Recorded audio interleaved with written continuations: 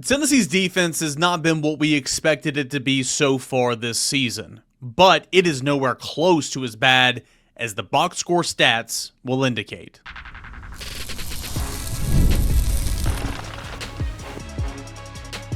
You are Locked On Vols, your daily podcast on the Tennessee Volunteers. Part of the Locked On Podcast Network, your team every day. Hey, good Tuesday morning, everybody. Welcome into Locked On Vols. I am your host, Eric Cain. Really appreciate you guys for being here, making Locked On Vols a part of your morning routine, your first listen, your first watch. Each and every single morning, we are part of the Locked On Podcast Network, where it is your team every single day. I'm your host, Eric Cain, a proud member of the VolQuest.com team here in town, covering your Tennessee Volunteers. And today's episode is brought to you in part by our friends over at Gametime. You can download the Gametime app, create an account, put in the redeem code LOCKEDONCollege for $20 off your first purchase. Again, big shout out to our friends over at Gametime. Here on today's show, we're going to dispel some myths, dispel some rumors about Tennessee's defense, and I'm going to show my work here.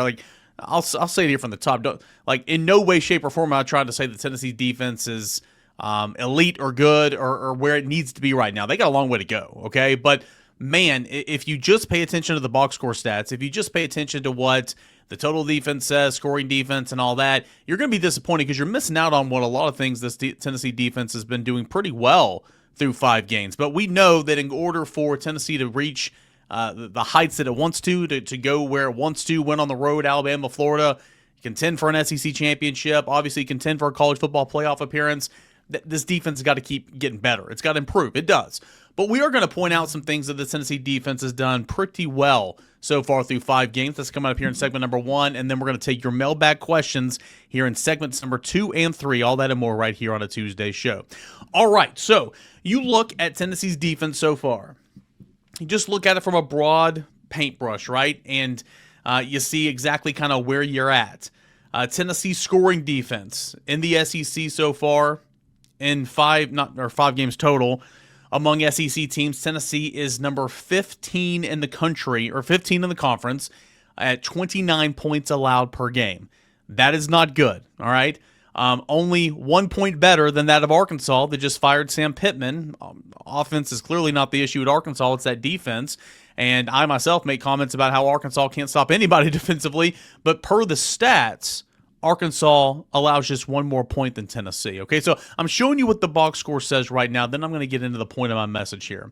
Look at the passing yards given up on average per game. Not good, guys. Tennessee ranks last in the conference at 259 yards given up on average per game. That's 2 more yards than that of Arkansas. So 16 out of 16. Look at the rushing yards allowed. All right, better. Much better, actually. Tennessee comes in 9 out of 16, allowing 114 yards on the ground. And that 114 yards on the ground, that's a pretty decent mark. Tennessee was around 80-ish last year, so certainly there's room for improvement. But if you're around the century mark, low 100s, that century mark, that's a pretty solid year. And don't get me wrong, these numbers are going to fluctuate the more and more times these teams play SEC games. Like the more SEC games that Oklahoma plays and Georgia plays and Missouri and Texas and all that and more. But Tennessee comes in ranked 9th in the conference with 114 yards allowed on average on the ground. Look at total offense, yards allowed per game. Tennessee ranks 14th out of 16. 14 out of 16, surrendering on average 373 yards per contest. Kentucky is 15, and it's got 23 more at 396. And then Arkansas is at 425. So, again, scoring numbers aren't that great. I know Tennessee's kind of been lumped with Arkansas in a couple of these categories. In total defense, Arkansas is giving up over 50 yards more on average per game than that of Tennessee sitting in 14th place. But still, again, we can all agree that it needs to be a whole lot better. So that's kind of where Tennessee stands defensively in terms of box score stats. But here's where I'm going to dispel some things that I think we get caught up in box score stats. Let's go back and use Mississippi State as an example. All right, I'm looking at the scoring drives for both teams. Scoring drive number 1 for Mississippi State. Fluff Bothwell 5-yard touchdown run. A 5-play drive of 20 yards. Remember, that was given up on the muff punt by Braylon Staley. So TD number 1. 20 yards was the scoring drive for Mississippi State. TD number 2, that was a 15-play, 75-yard drive where Mississippi State converted on 4 third downs over that series. That was a horrible series for Tennessee. Could not get off the field, and that's one area where, boy, third down defense, it's been pretty bad in some spots so far this year. Let's look at the third scoring drive for Mississippi State. This was a Ferry 51-yard field goal, and it was 8 plays, 51 yards. So that doesn't go into what I'm trying to say right here, because that was 51 yards. That's a pretty lengthy drive, but that was just a field goal. Okay, look back at Bothwell's 1-yard touchdown run in the third quarter. 4 plays, 26 yards. So that was TD number 3 on the day, and it went 26 yards. Okay, they had a field goal in the fourth quarter, 6-play, 54 yards. Okay, so that doesn't fit into my narrative right here, my narrative I'm crafting, right? The final touchdown that Mississippi State scored in this football game, this would be TD number 4 on the day for Mississippi State. It was a 5-play, 17-yard drive. So on 3 different touchdown drives for Mississippi State, okay, Mississippi State scored 4 touchdowns in this game, and Mississippi State kicked 3 field goals. Yeah, 4 touchdowns, 3 field goals, that's 34 points. On the 4 touchdowns, 3 of the 4 touchdowns, Mississippi State had touchdown drives of 20 yards, 26 yards, and 17 yards. Again, interceptions, muff punts, turnovers offensively, that gave short fields to the Bulldogs in this one. And so I can't sit here and just get all over the defense for allowing touchdowns on drives that weren't over 26 yards. Only 1 touchdown drive in this football game for the Bulldogs was over 26 yards. So, again, you can look at stats any way you want to, but sometimes they're misleading. Go back to the ETSU game. Remember when Joey Aguilar, it was the bad snap. It was the bad snap from Sam Pendleton, and ETSU recovered at the 5. They scored like 2 plays later. That was like a 2-play drive of 5 yards, but those points count against Tennessee's defense. So, again, when you see points per game, and you see Tennessee ranking 15 out of 16 in the SEC, and that's 29 points, that's a very misleading stat. So I would encourage anybody that's kind of looking at that to be subjective a little bit. And the same for the other way, too. I mean, look at Texas. I don't watch all of Texas's games. I don't know what's going on, but they're giving up, on average, 7.8 points per game. Okay? I know that they played Ohio State, and they gave up 14 points, and they played a bunch of nobodies. But, like, the points per game stats can be very, very misleading. So I think that's one circumstance you point to and say, okay, well, Tennessee's defense certainly isn't as bad as it looks like on paper. Just my opinion, all right?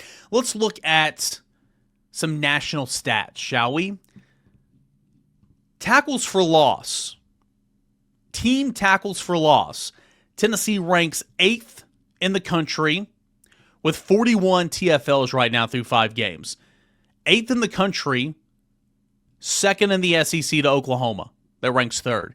Tennessee ranks 8th in TFLs nationally. Okay, let's go to I had it here. I apologize. Let's go to, what am I looking for here? Sacks. Team sacks. Tennessee leads the SEC. Ooh, hold on. Sacks. Tennessee leads the nation. Not only the SEC, Tennessee leads the nation in sacks with 20.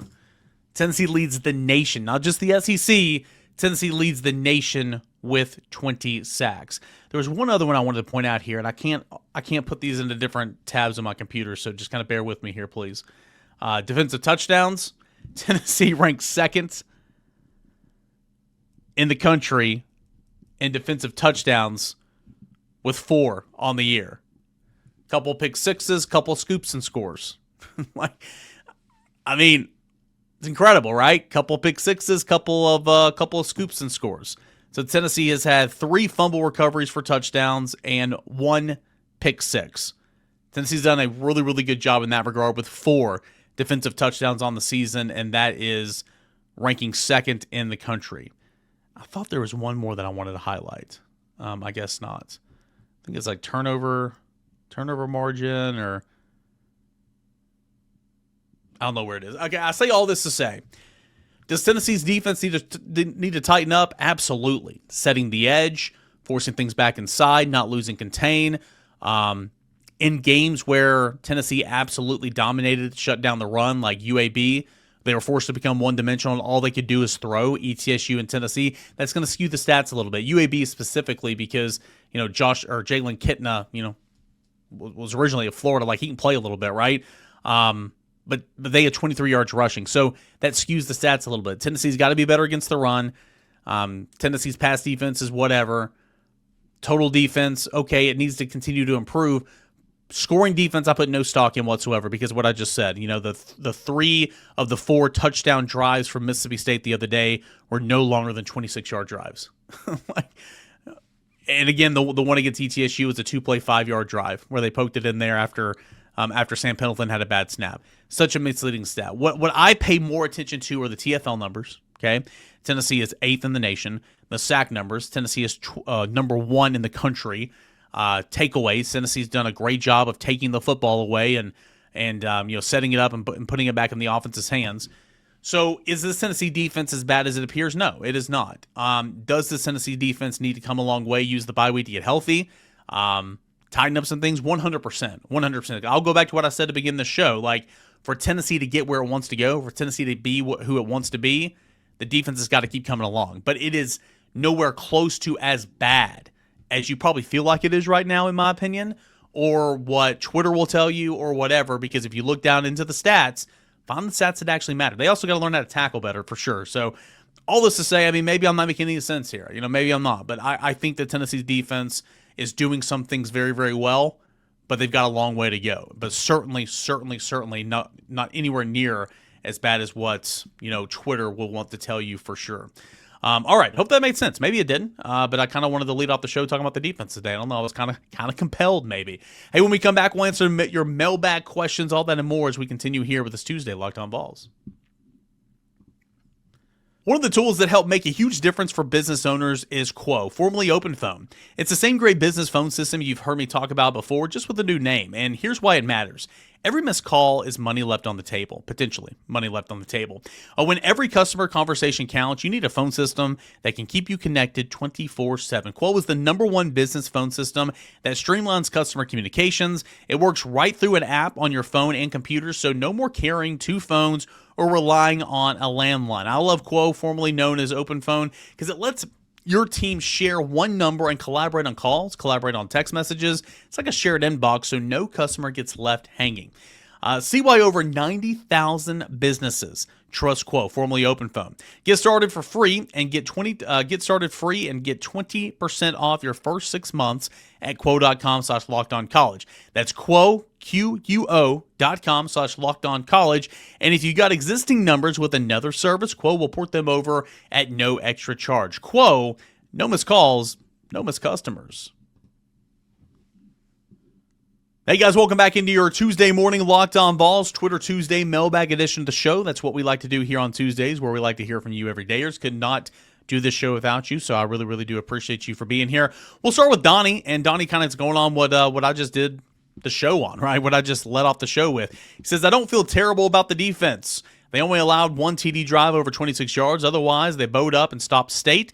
Capitalized on turnovers, or it could have been drastically different. And you're exactly right. Like, for 3 quarters, we talked about this on yesterday's show. We talked about this on the post-game reaction pod Saturday night. For 3 quarters, Fluff Bothwell ran all over Tennessee. In quarters 4 and overtime, State had 28 yards rushing. Tennessee bowed up when it happened. Late in regulation, forced a 3-and-out, got the football back to Tennessee's offense. I'm not sure what Josh Heupel was doing clock management-wise at that point in time, but Tennessee defense did its job. Tennessee's defense made 4 stops at 1st and goal from the 5 in overtime to win the football game. Sure, a day to forget in many respects, but also in that football game, to your point, the touchdown drives, only one came of more than 26 yards, and they had turnovers, and they scored. They scored twice on defense, man. They scored twice on defense. Sacked the quarterback 5 times, had 11 TFLs. Donnie kind of speaking my language here about the defense, so I kind of want to lead off with that one right there. Let's go to Clayton. How about your favorite SEC bum, Brian Kelly, losing? Are you going to be the first to start the hot seat talks? Everyone knows how much you love him. No, I'm never one to start hot seat talks. I think that he's a weirdo, and I don't think that he's a very good person. Just my opinion. His post-game rants are embarrassing to watch, so maybe that's kind of funny. But I'm not a big fan. Not a big fan. LSU, I was high on LSU this offseason because they returned so much production. But boy, I'll continue to say what I've said for years. Nobody does less with more than Brian Kelly. A couple years ago, 2 NFL first-round wide receivers and a Heisman quarterback. You won 9 games. I mean, what are we doing, Brian Kelly? Goodness gracious. Let's go to Paulie. Paulie says, question for Tuesday.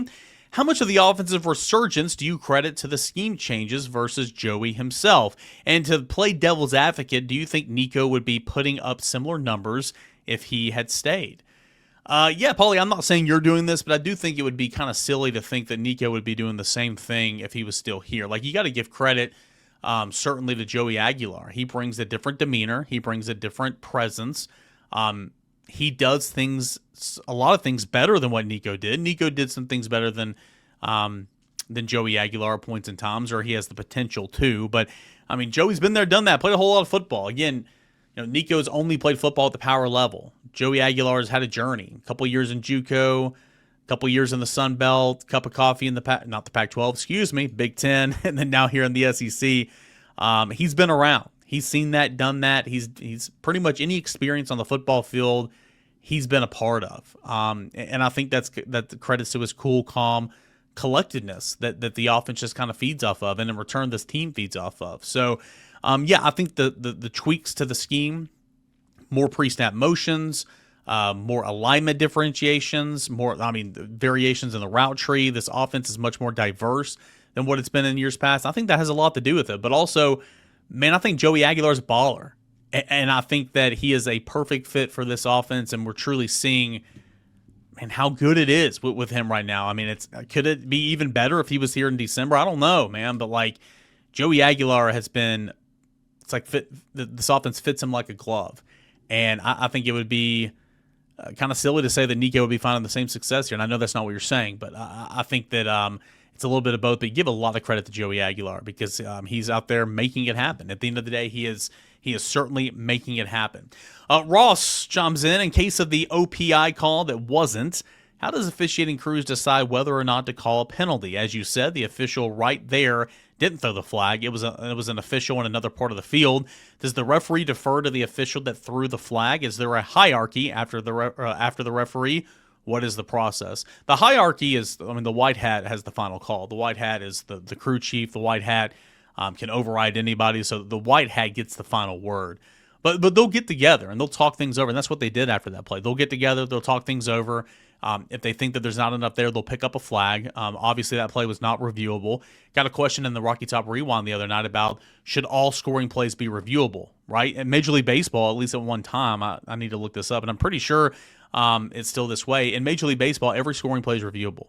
You can review home runs. You can review plays to the plate, stuff like that.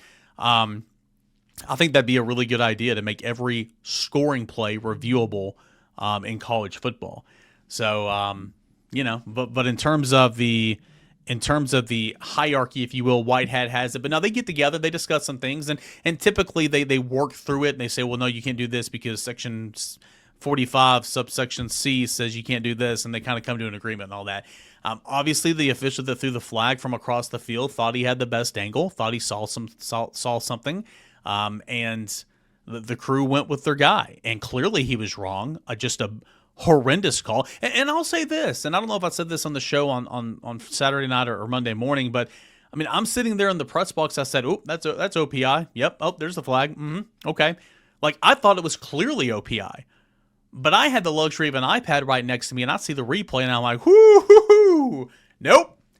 That is not offensive pass interference. Absolutely not. The officials in real time do not have that.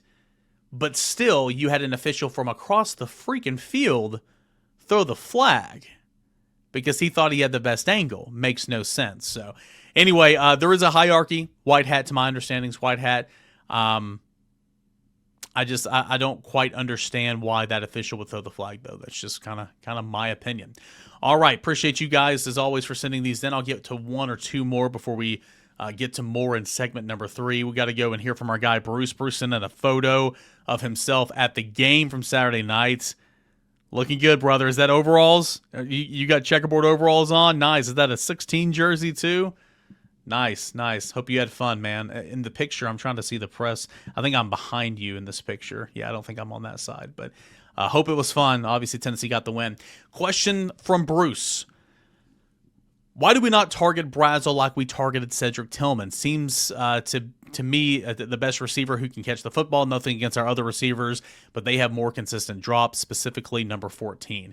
And Braylon Staley had a tough day, but I love the fact that Braylon Staley came back and fought for that first down there on that drive that tied things up at 34-all.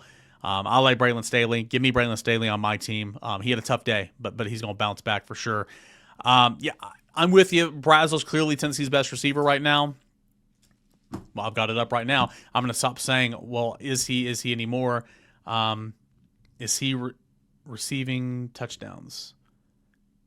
Okay, he is currently tied now. Jordan Tyson of Arizona State, widely thought of as maybe the number one wide receiver in the draft class. But hey, Chris Brazel's getting love as being the number one wide receiver in the draft class right now. But Jordan Tyson of Arizona State is tied with Chris Brazel with 7 receiving touchdowns on the season right now. But clearly he's having a phenomenal year, and he's getting off the line of scrimmage. He's beating press.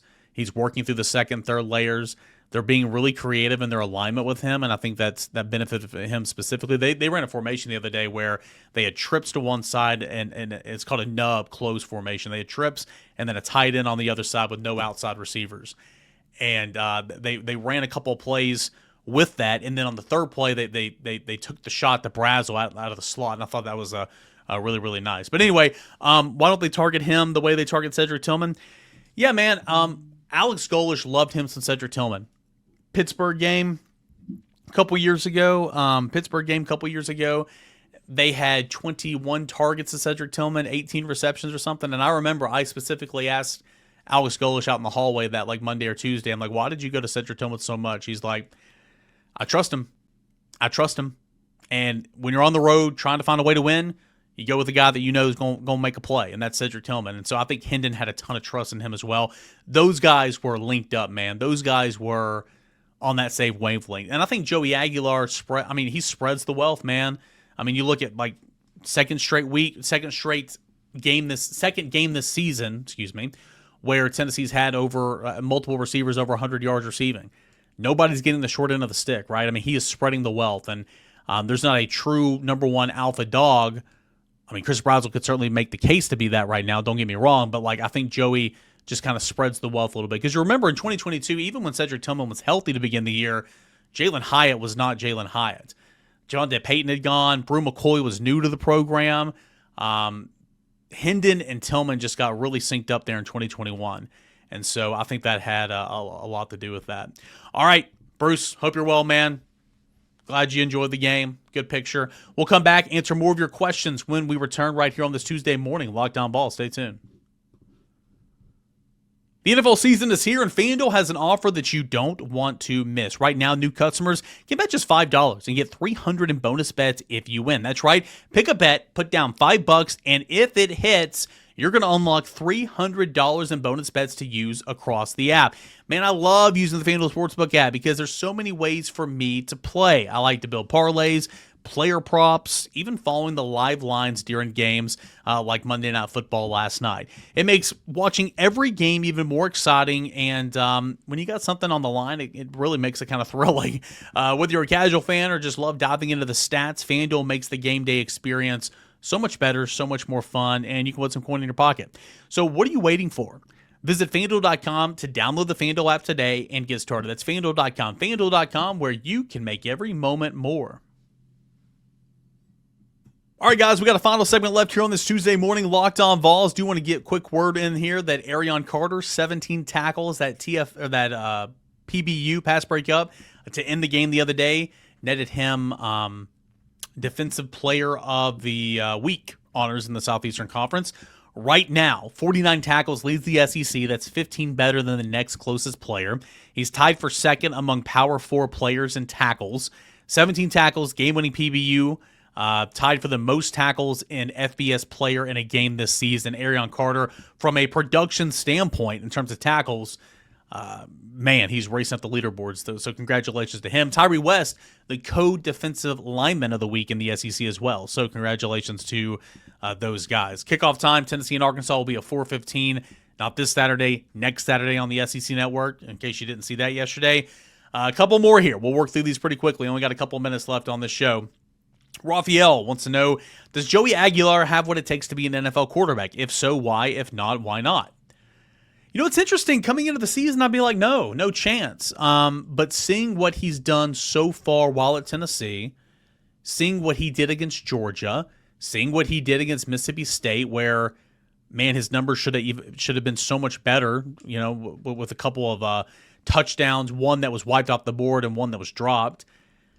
I don't know, man. We'll see. The thing working against him, and this also worked against Hendon Hooker, is he's old. He's 24 years old. I believe Hendon was 25 at the time of the NFL draft. And so that, as silly as it may seem, that works against teams looking to take quarterbacks. They don't want an old quarterback. So that 100% is working against him. But if Joey Aguilar continues to work through this season, putting up the numbers that he is and showing that he can perform against some of the better defenses in the country and in this league, man, he'll get a shot. I would have told you no chance in the summer. No chance. But a lot of that was just because he was old and he had never played at this level, and it was really just unknown. Now, do I think first round, second round? Absolutely not, at least right now. But I think there's a chance, no doubt. I do think there's a chance. Steven chimes in, said, am I the only one concerned about Petrino at the helm when we play Arkansas? I think they'll look like a whole new team against us in 2 weeks. #trap game. Yeah, where Mississippi State was not considered a trap game because literally everybody was calling it a trap game. Arkansas has the chance to be that. Just fire their coach, and that's interesting. I asked the question on the VolQuest podcast this morning as well. It's like, as a Tennessee fan, do you feel better that they fired Sam Pittman or worse? It's almost like you kind of wish Sam Pittman was still there rolling into Knoxville. Bobby Petrino obviously can coach some offense. He's been calling the plays on offense. Offense is not the issue for Arkansas. At the end of the day, kind of going back to what we talked about in segment number 1, can the defense make a stop?